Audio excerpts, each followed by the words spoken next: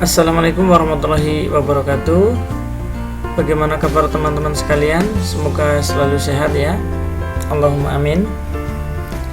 Untuk video kali ini saya akan berbagi tips bagaimana cara mengubah suara menjadi teks. Caranya sederhana teman-teman sekalian. Yang pertama, pastikan jaringan tersedia karena ini menggunakan mode online ya.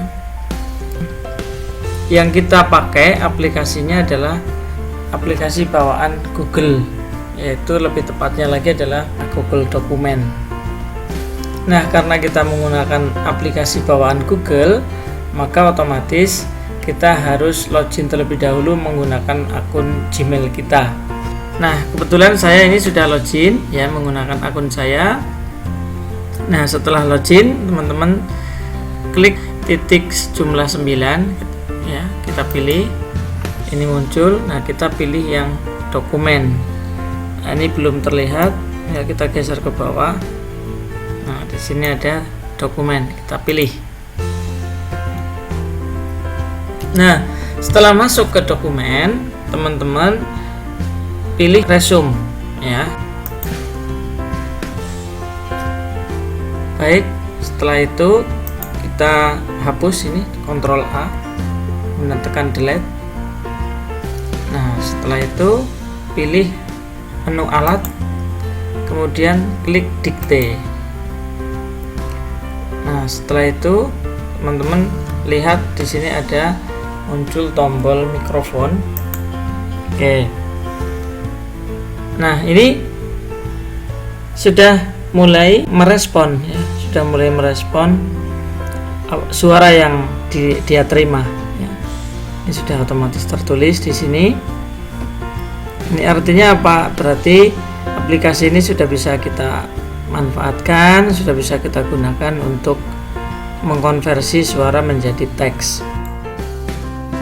Baik teman-teman, kita coba untuk mengetikkan teks yang agak formal begitu. Misalkan kita mau mengetik abstrak ya. Abstrak, paragraf baru. Tujuan penelitian ini adalah untuk mengetahui adanya pengaruh minat belajar terhadap hasil belajar matematika pada kelas 7 dan 8 di SMP Muhammadiyah Pekalongan. Titik. Metode penelitian ini dilakukan dengan cara menggunakan instrumen, yaitu berupa kuesioner yang berisi tentang minat belajar siswa yang terdiri dari 35 soal. Titik. Paragraf baru, kata kunci, titik 2, pembelajaran online, koma, dampak positif dan negatif. Titik. Selanjutnya teman-teman, apabila sudah selesai dan kemudian ingin menyimpannya, teman-teman cukup klik file di sini, kemudian download, pilih ekstensinya, misalkan kita pilih Word. Nah, ini namanya di abstrak misalnya ya. Kemudian kita letakkan misalnya di desktop. Oke. Nah, kita buka hasilnya ini sambil menunggu. Nah, ini hasilnya. Enable editing.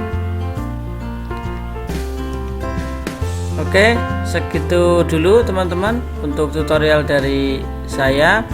Mudah-mudahan bermanfaat. Terima kasih telah menonton.